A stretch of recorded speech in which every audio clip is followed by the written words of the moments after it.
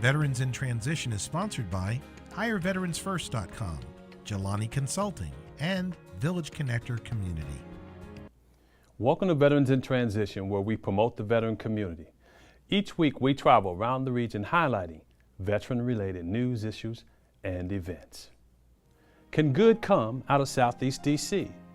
That's the question we'll answer in this episode of Veterans in Transition, as correspondent Dr. Eve Taylor sat down with retired Air Force 4-star General Larry Spencer, a DC native who went from Southeast to the Pentagon. Tell us about your background and where did you grow up? Well, I actually grew up in Southeast DC, born and raised. My father was career Army, so I was actually born in Walter Reed Army Hospital. Interestingly, my father was in the Korean War and he lost his left hand. And so when he came back and he recovered in Walter Reed, I'm not the typical Army brat because he never moved. So we lived in Southeast DC. He put a uniform on and went back and forth to work. But otherwise, even though he was in the Army, we never moved. We stayed here, stayed put. So I'm a born and bred DC native. When you went into the military, what were some of the locations that you went into, being born in Washington, D.C., and now exploring other areas that you had never experienced? First of all, I spent almost just about 44 years in the Air Force, and I had 22 moves. So I've been to a lot of places. I was initially stationed in North Carolina, which is where I met my wife, and then I went from there to Taiwan. I spent a year there, and so I've been all over. I've visited just about every place, overseas and in the state and stateside. Are there any stories you would like to share with us that has really been an impactful story about your life, your wife, your children, your father, your grandfather? One of the things that really impacted me personally was growing up in D.C. Was interesting, but one of the things I got to do that my friends didn't was my grandfather had a farm down in, it was southwest of Richmond, a little south of Appomattox, small town called Red House, Virginia. And I mean, there's nothing there. I mean, in fact, there's a stop sign there and you would actually miss it if somebody didn't tell you were actually in a town. He had about 60 acres or so, and they grew tobacco. And so I would go down every year and spend the summers with I had a cousin that lived with my grandfather, and we were about the same age, so I would go down every summer. And did I enjoy going out and working tobacco? No, but in hindsight, it was one of the best things that could have happened to me because it got me out of the city. It was such a peaceful, serene, calm place where work ethic was really on display. Again, I wasn't used to that growing up in D.C. Both my grandfather and I were sort of introverted, so we didn't talk a lot. We got along okay, but we didn't have a lot of conversation. But this summer in particular, because we were just the two of us, he started talking to me and we started to dialogue a little, and he was trying to teach me things I could tell. Our normal routine was to get on the tractor, and it was a little platform on the back, and I'd jump on the back of the tractor and we'd go out to a tobacco field and we'd work tobacco. This particular morning he said, "We're not going on a tractor, I'm going to hitch up the horse." Okay, that was unusual, but so he hitched up the horse, and he actually, the horse was pulling a platform that had a plow sitting on it. So we went out to one of the fields, and so I sit down playing in the dirt, and he got up behind the horse and I'd never seen that before, start plowing a field. Perfect rows, up and down. And so he then decided that he needed to go in the woods to relieve himself, so he unhooked himself, he went off in the woods. And so I'm sitting there on the ground thinking, okay, I'm going to impress my grandfather. And so I'm going to get up behind this horse and I'm going to start plowing the rows so he can see that I'm not just some city kid, I can work too. So I get up behind this horse and I could barely get this plow up, and so I got the plow up and I knew how to make the horse go forward, so the horse starts walking. Unfortunately, I don't know how to keep the plow straight, so now I'm plowing diagonally across his rows. And the problem is I remembered how to make the horse go forward, but I had no idea how to make the horse stop. I just did not know. And so I'm falling, stumbling, going across his rows. He comes out of the woods and he's livid, and he yells out, "Larry, what are you doing?" And then instinctively, I turned to try to see him. I started to stumble because the horse was moving. And as I stumbled to fall, I said, "Whoa," try to catch my balance. Of course, then the horse stopped when I said, "Whoa." I didn't know, I didn't know that. And I'm thinking, oh my God, he's never whipped me before, but this is it.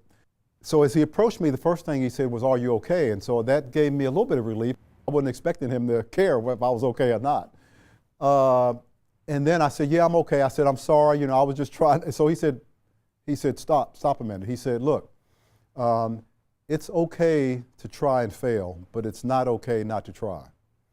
Now that was very simple, probably could have been said more eloquently, but I thought about that. And I said, he was teaching me something there that, you're going to fall down. You can't be afraid to step out. And that guides me to today.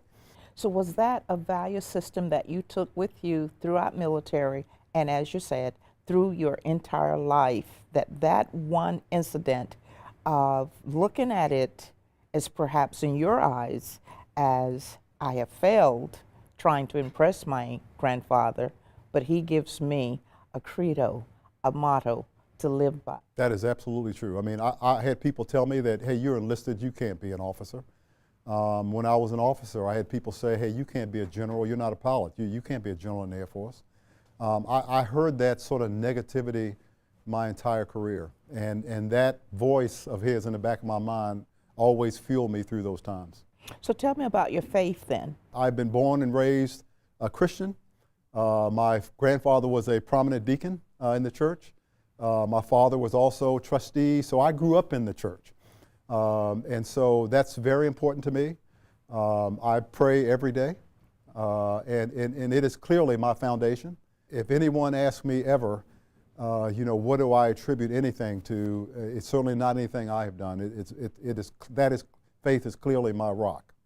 So are there any Afro-American ancestors, I would say, that you will look on today that you could pull out now and say, this one or this one was also impactful in my life? Yeah, there's so many. I mean, obviously, I remember growing up at home, and I would see my parents had Martin Luther King Jr.'s picture up. Still today, when I hear him speak, his speeches, they send chills, down my spine. I mean, the guy was incredible. Whether it's Henry O. Flipper, who was first African-American to attend the military academy, Benjamin O. Davis Jr., who was first African-American to attend the Air Force Academy. By the way, I don't know if you know much about him. He went through the entire academy and nobody ever talked to him. They silenced him the whole time. Ended up retiring as a 3-star, then later was promoted after he retired to a 4-star. More recently, General Colin Powell, Secretary of State, General Colin Powell, was a person that I've met him since. But long before I ever met him, he was a role model for me. I got to go spend some time with Congressman John Lewis, and it was a meeting I'll never forget as long as I live. Here's a young guy that came up as a youngster, that took on the cause of civil rights, obviously followed the teaching of nonviolence with Dr. Martin Luther King, but has devoted his entire life to a cause for equal opportunity and treatment for everyone. And sitting in his office was like sitting in a museum. He's got pictures of his life around his office. And I could barely speak sitting there talking to him about his experiences. He is one that stands out in my mind as someone that provides inspiration for me. By the way, the most profound thing he said to me, I asked him, I said, where are the John Lewises of the day? Why aren't there more people out there doing what you have done? And he leaned back in his chair and he said, I'm looking at one right now. And his point was, what are you all waiting for? You're out there. You just need to go out and do it. When you were transitioning from the military, was there some challenges that you faced exiting the military, or did you come out with an optimistic attitude? You've served your 44 years, now it's time for your transition. Boy, that's a great question, and it's a complicated question because, and I actually heard the president and his wife talk about that, the first lady talk about this. You know, it's amazing how when I was in uniform, you know, all I heard everywhere I went, thank you for your service. There was an immediate respect. I take my uniform off now and I walk into a mall, you know, I'm followed around like, you know, what is this? Because there are stereotypes out there that says, okay, this is not a military member. They don't know who I am. But stereotypes have led them to believe that here's a black man and boy, I better watch him. That's really unfortunate, but it is reality. And I know people don't like to hear that, but it is my experience. You know, I've lived it. When I go into, you know, if I go into a, you know, an elevator, you know, I watch, and a woman sort of clutches a purse and moves to the other side. I mean, that's a reality. Our society has conditioned us through unconscious bias that when we see certain images, we automatically conjure up certain conclusions about them. And that's so wrong. But we all have it. It's not just, it doesn't matter what your color is. We have been conditioned to view certain groups in a certain way, and it's really unfortunate. And when I was in the Air Force, I was stationed in the White House for 2 years. And I won't show you any pictures. But one year, I actually dressed up in the Easter Bunny suit, and I went out on the South Lawn. I was the Easter Bunny. But for the Easter egg roll for the kids on the South Lawn, President Clinton was in office at the time. So I decided to bring my young daughter in. She was about 11 or 12 at the time because I wanted her to get out and to see the White House and get out. So she was with me. We went to, while we were there, the Secret Service and the military have a really close relationship in the White House. And so I asked one of the Secret Service folks, I said, do you mind if I bring my daughter by? Let's just peek in the Oval Office. I'd like for her to see it. He said, sure. So we went by. So we're standing outside now looking inside this historic Oval Office. And I say to my daughter, I said, you know, now, you know, all these things I've been telling you about studying and doing your homework, if you have the potential and you have the drive and you have the energy and you have the desire, you can one day sit at that desk and be the President of the United States. And without batting an eye, she looked at me and said, Dad, come on. I'm a woman and I'm black. I can't be president.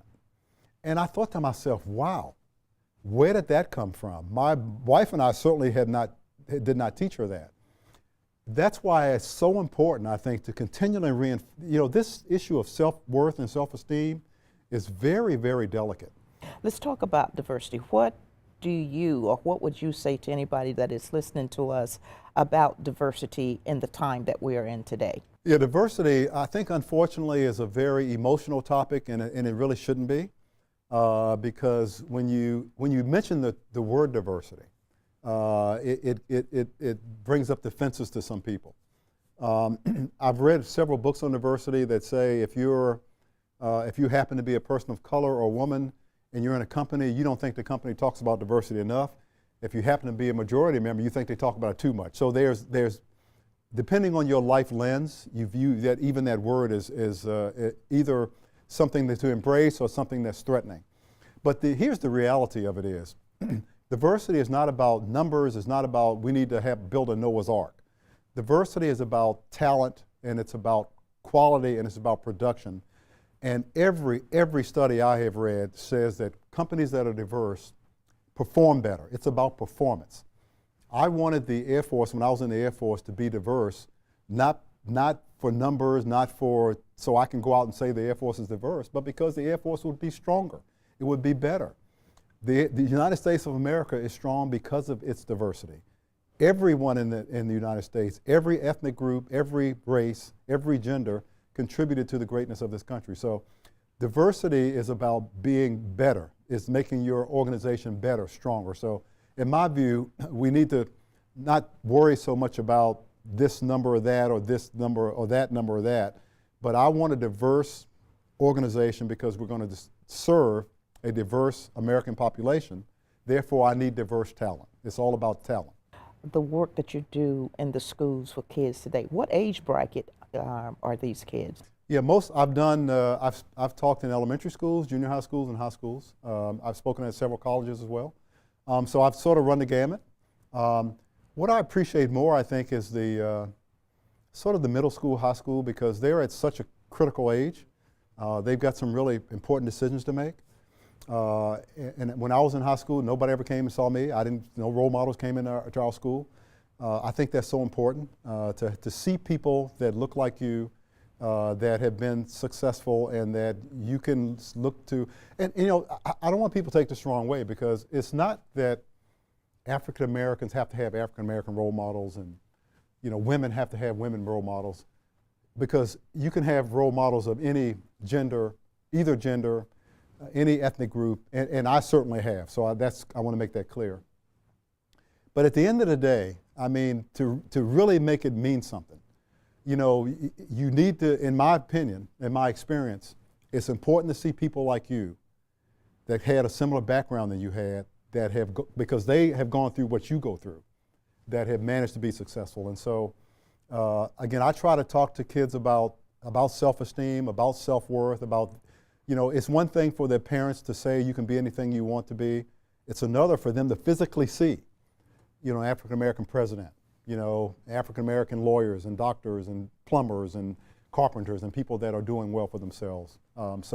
So all I try to do is go in and say, look, you can do whatever you want to do. Don't let anybody tell you any different. So I want to ask you about the first Afro-American black president. It was a moment I never thought I would see. By the way, subsequent to that moment, I've met him and talked to him several times, he and the First Lady, so I am so impressed with them both. I actually hope Mrs. Obama runs for president someday. She is so impressive and so capable. But I think I can summarize my thoughts this way. The night because again, even up until it happened, I didn't think it was going to happen. When it was obvious, and when, you know, all the news stations announced that he's our next president, one of my kids called me and said, "Dad, my God, you know, we have the first African-American president. You know, this is great." And he made a statement, something to the effect that, man, he can get in office now and he can do a lot for African Americans. And I paused for a second and I said, let me offer you a different way of thinking about that.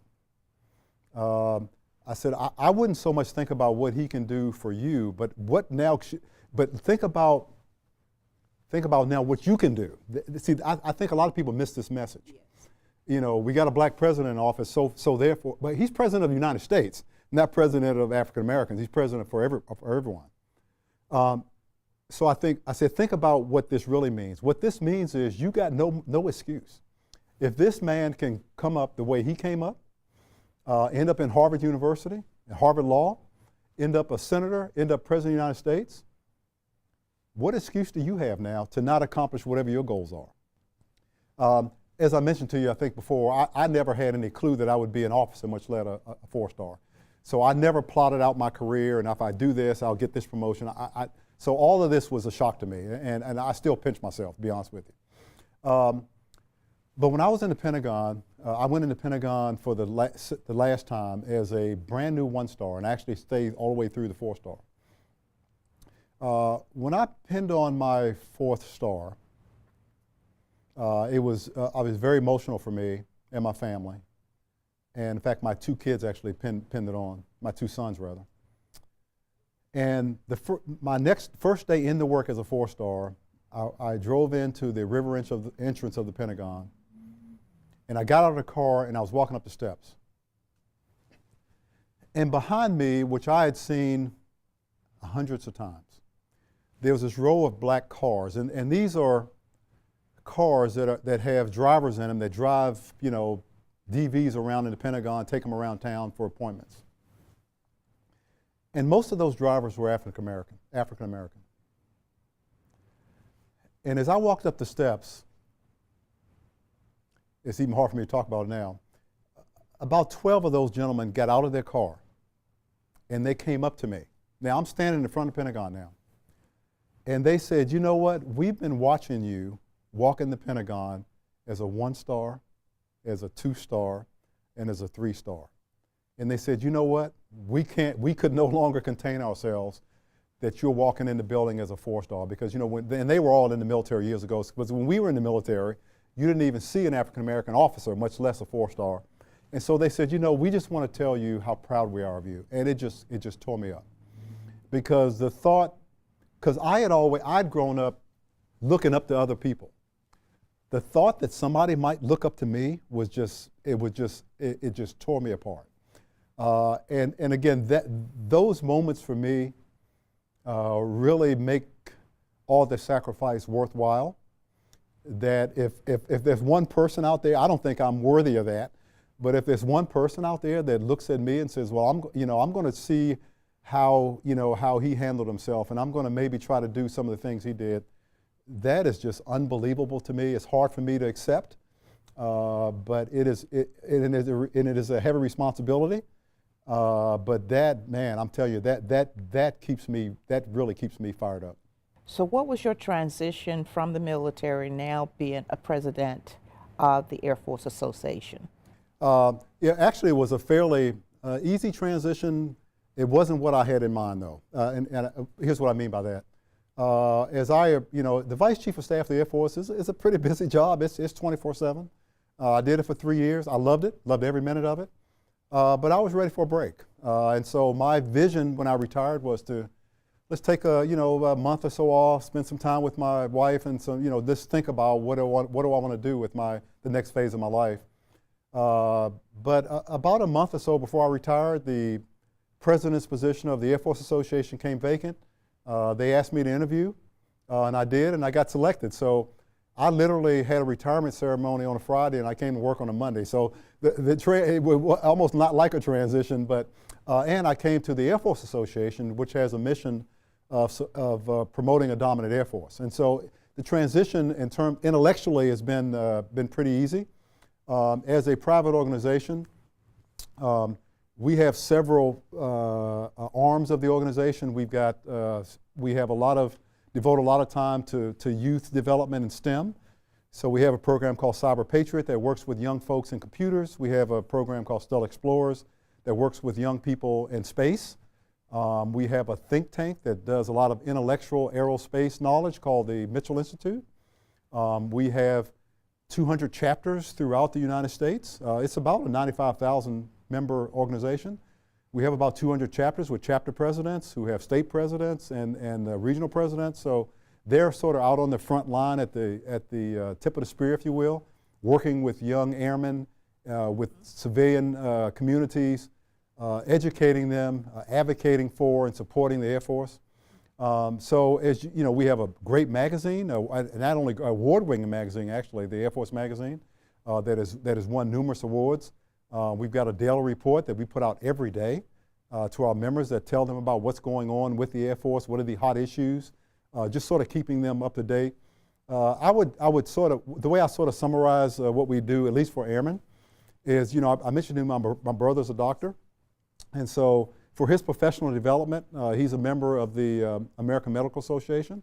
Lawyers are a member of the American Bar Association, ABA. The Air Force Association is the professional development organization for airmen. What did it take for you to become a 4-star general? Well, becoming a 4-star general is, I don't think anyone ought to aspire to do, because there is no boilerplate, there is no roadmap. It's so rare, a lot of luck's involved, a lot of, where are you in the right place at the right time. So I don't think there's a roadmap that one can follow that would guarantee anyone to reach that level in the military. However, I think though there are certain basic principles, I think, that will help folks be successful no matter what, whether in the military or in industry or in a nonprofit. I don't think it really matters. But I think those basics, integrity, being a person of honesty, being a person that people can depend on, being a person of your word. Clearly what I learned from my father and grandfather was work ethic. So I always had as a goal that,